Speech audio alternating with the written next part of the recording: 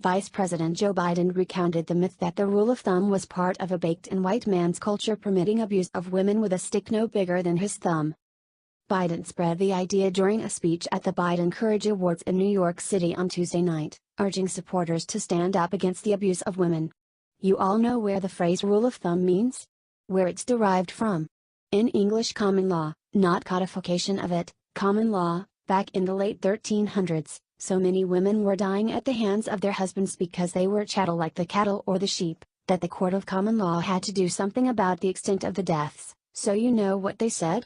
No man has the right to chastise his woman with a rod thicker than the circumference of his thumb. This is English jurisprudential culture.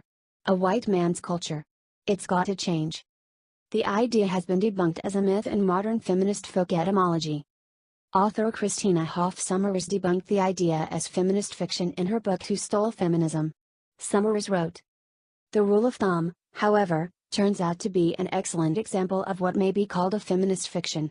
Is not to be found in William Blackstone's treatise on English common law.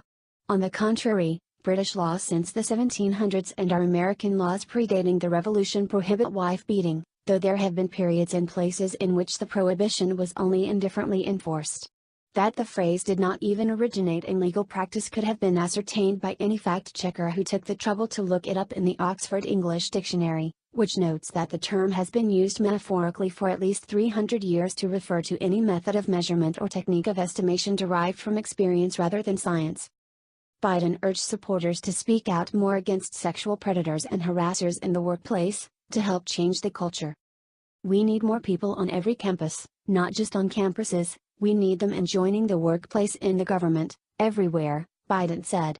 "You have an obligation when you see in the workplace one of your colleagues being assaulted, molested or even just harassed to speak out, to speak up."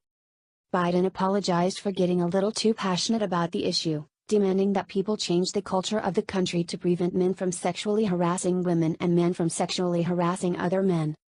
"It's on all of us, not just heroes," Biden said.